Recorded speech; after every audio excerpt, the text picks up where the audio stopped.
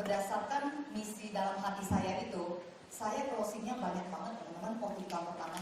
Akhirnya jadi top agent in life teman-teman. Ya. Tapi cashnya kecil-kecil teman-teman, 300.000, 350, 400, 500, paling segitu aja ya. Tapi nggak apa-apa, yang penting kita jalankan misi ya. Tapi setelah itu, case saya yang besar itu cuma yang 2 juta, itu pun cuma 2 orang. Selebihnya itu kecil-kecil semua ya. Tapi nggak apa-apa, itu karena misi ya.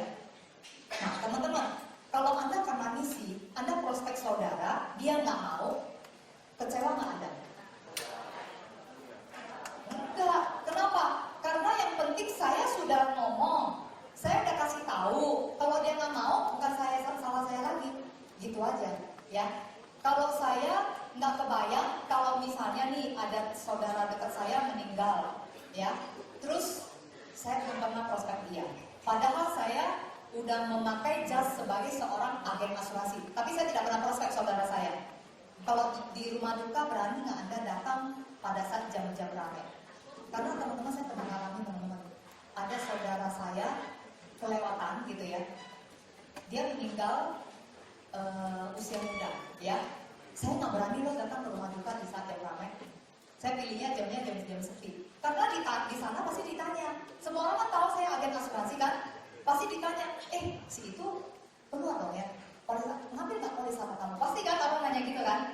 Kalau saya bilang enggak gitu ya, loh emang kamu nggak nawarin? Pasti orang nanya gitu ya kan. Kalau saya bilang, oh saya dulu nawarin, dia nggak mau, saya salah nggak?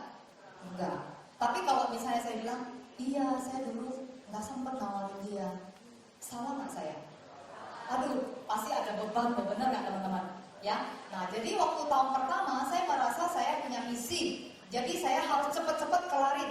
Sampai saya kalau bikin janji sama teman, saya bilang dengerin gua presentasi, ya kalau teman dekat ya. Aduh asuransi saya nggak mau, dia bilang pasti gua tolak. Nggak apa-apa, lu dengerin, nanti lu tolak gua ya. Gitu aja, nggak ada beban. Yang penting gua udah cerita, saya bilang gitu. Nanti lu tinggal tolak aja. Saya bilang, tapi kalau terjadi apa-apa, saya sudah tidak ada beban. Teman kalau bertanya, emang lu gak pernah prospek dia? Pernah, dia yang gak mau. Nah, berarti bukan salah saya. Saya bilang sama dia gitu, jadi saya mau ketemu dia, saya bilang saya cuma mau menyelesaikan tugas saya. Ngerti gak teman-teman maksud dari nomor 1 ini? Bisa gak Anda memiliki itu? Jadi agen yang bisa napasnya panjang adalah agen yang memiliki misi ya. Anda sudah masuk ke Prudential, Anda sudah tanda tangan kontrak sebagai seorang agen. Kalau boleh dibilang Anda adalah seorang agen asuransi. Kalau Anda tidak prospek dan bicara banyak kepada saudara Anda, teman Anda belum seorang agen asuransi yang sejati, yang benar-benar melakukan tugas Anda dengan benar. Ya, jadi agen-agen saya, kalau yang sudah punya misi, mereka nggak masalah kalau ditolak saudara. Ditolak misalnya, ya wes gitu. Next, yang penting sudah selesai tugas saya. Next lagi, nggak peduli mau ada yang mau, ada yang enggak. Makanya kita sangat populer kalau dulu. Someone nggak mau ya, someone, so what? Next, gitu ya. Jadi kita selalu kalau ada agent yang kena tolak, kita selalu bilang SWM, gitu ya. Tahu ya? Someone, so what? Next ya. Populer nggak sih di sini kalau di sini? Hah? Belum pernah ya? Itu zaman dulu kan Tiffany kita dulu ya. Kita selalu someone, ada yang mau ya. Someone tidak mau ya. So what? Next, gitu ya. Jadi tidak ada beban kita. Kita hanya punya beban menyelesaikan presentasi kita ke sebanyak mungkin orang. Oke teman-teman? Ada saudara yang nolak? SWM gitu ya, seperti itu. Nah, kalau Anda sudah punya misi, nomor 2 menurut saya, next slide saya, Anda harus percaya 100% dengan manfaat asuransi. Anda harus, di sini siapa yang, ini kartu nama kita ya teman-teman ya. Kartu nama kita itu di belakangnya ada kata-kata seperti ini. Kalau bahasa Indonesia ini di samping ya. Kami memiliki 3 pesaing, meninggal terlalu dini, hidup terlalu lama, dan sakit kritis ya. Itu resiko kehidupannya. Tugas kami adalah datang kepada Anda sebelum pesaing kami mendahului ya. Nah, itu kira-kira mencerminkan bahwa kita punya misi ya. Nah, percaya 100% dengan manfaat asuransi. Saya pengen ambil contoh satu orang maju ke depan, kamu boleh nggak? Kasih mic. Ada satu orang maju ke depan. Ini salah satu teknik sharing juga ya. Ada? Kasih mic, ada mic. Ada satu orang, ayo maju ke depan. Ayo, siapa yang mau? Ya ibu, ya. Boleh ya. Siapa namanya? Hah? Denny. Oh, namanya Denny ya, kayak cowok ya. Oke, nah kalau Denny kalau closing biasanya yes gitu, senang ya? Iya. Ya senang ya. Tapi kalau misalnya sebenarnya ya, kalau bisa ditolak gimana? Sedih pasti ya. Dan sebentar sih. Sebentar ya. Nah, teman-teman, sebenarnya ya kalau kita closingin orang itulah yang lebih beruntung daripada kita sebenarnya. Nah, itu kalau Anda sudah benar-benar percaya dengan 100% dengan manfaat asuransi ya. Ini saya mau coba ya. Dan anggap kamu teman baik saya ya. Teman lah, saya kenal kamu udah cukup baik gitu ya. Saya bilang gini Dan kan saya kan takut ya kalau suatu saat kita sakit dan butuh biaya ya. Betul ya, kamu setuju ya. Nah, saya tuh pengen ngumpulin uang. Saya pengen nabung, sisihkan uang setiap bulan 2 juta rupiah. Untuk kalau benar-benar nggak boleh diambil punya.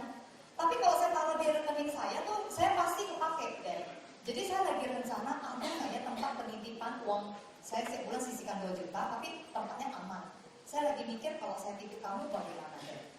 Kamu nggak usah kasih saya bunga. Saya titip, kamu dan saya nabungnya bakal lama nih, mungkin beberapa puluh tahun saya akan nabung ke kamu. Kamu yang penting jaga pokoknya aja.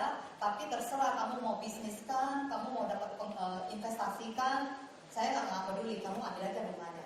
Kira-kira oke nggak deh kalau kayak gitu? Saya yang beban. Ya takut ya. Tapi kalau misalnya logikanya kalau kamu memang bisa jaga gitu ya, kamu buka aja satu rekening gitu. Bisa ya kamu jagain. Bunganya buat kamu aja. Oke ya Den? Oke. Oke ya. Oke. Tapi saya minta ada satu permintaan Den, karena saya kan nggak minta bunga. Boleh ya minta satu permintaan kecil. Boleh. Apa itu? Wah, ragu-ragu dia ya. Oke, permintaan saya nggak gede sih. Saya cuma gini, kalau misalnya saya masuk rumah sakit ya, saya kepengen tidur di kamar yang minimal 1 juta kamarnya. Saya kepengen Denny yang tolong bayarin. Tapi jangan pakai uang saya, ya. Ini di luar daripada uang saya. Kan Denny udah dapet bunga segala macam gitu. Dan saya juga jarang-jarang sakit sih. Boleh nggak? Boleh nggak, ini permintaan kecil dong loh, boleh nggak? Berani nggak kamu? Nggak berani. Nggak berani ya. Walaupun saya jarang sakit ya. Nggak berani. Yang saya minta pertama aja dia nggak berani. Padahal Dan saya tuh kepengen minta satu lagi. Kalau kamu ada beberapa orang berani yang nomor 1, tapi mereka biasanya nggak berani yang nomor 2. Nomor 2 itu kalau saya sakitnya ternyata berat, ya.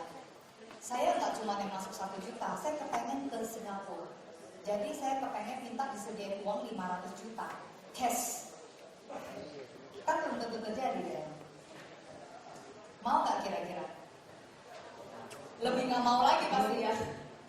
Kenapa? Kayaknya lebih menguntungkan saya ya Dan ya daripada kamu ya. Walaupun kamu dapat bunga. Iya. Bunga nggak seberapa ya. Iya. Tapi dia nggak imbang. Nggak imbang ya, betul ya. Kalau begitu, bagaimana kalau saya balik aja Dan? Kamu yang nabung 2 juta ke saya. Saya jaga itu uang, tak bakal hilang. Tapi mungkin saya nggak bisa kasih kamu bunganya buat saya. Tapi kalau masuk rumah sakit, saya akan bayarin kamu yang kamarnya 1 juta. Kalau sakitnya parah, mau ke Singapura, saya akan siapin uang 500 juta cash. Mau nggak? Mau nggak deh? Kalau ada yang tawaran seperti itu. Iya, bagus Bu. Bagus ya. Mau ya, kalau punya uang pasti mau ya, betul mau. Tapi sayangnya ya, saya sendiri juga nggak berani deh. Saya juga sama seperti kamu, saya punya logika. Nggak mungkin saya berani jamin orang seperti itu. Saya udah cari di mana-mana, nggak ada orang yang berani. Dan akhirnya saya menemukan hanya perusahaan asuransi yang berani melakukan itu. Ya. Gitu ya, thank you ya.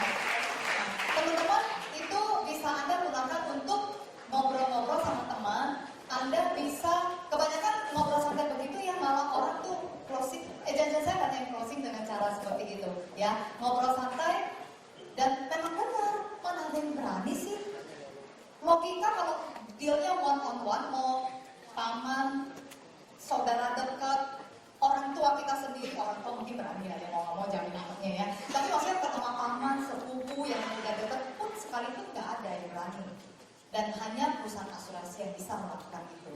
Jadi Anda bangga nggak? Anda membantu orang bikin kontrak ajaib yang susah banget didapat kalau mau deal one on one dengan orang.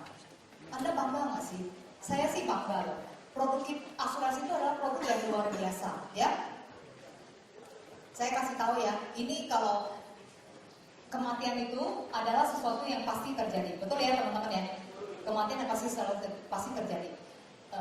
Ya ini ya. Nah, tapi kenapa masih ada yang mau menjamin hal tersebut jika terjadi? Orang kan setiap orang pasti meninggal. Tapi tetap aja kalau perusahaan asuransi itu mau menjamin kalau misalnya meninggal saya bayar gitu, lucu ya, aneh banget ya.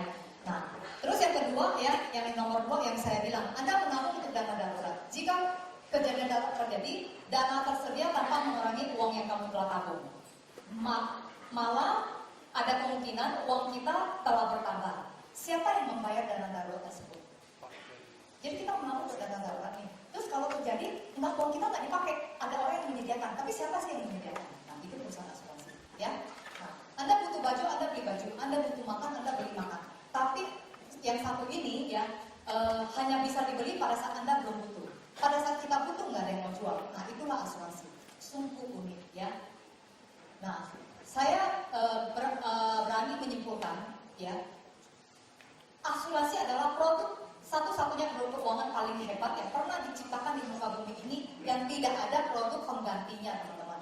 Ya, kalau ini saya punya keyakinan banget, ya, karena saya juga kalau teman-teman yang pernah punya kesempatan ke luar negeri gitu ya, ikut acara aplik dan lain-lain sebagainya.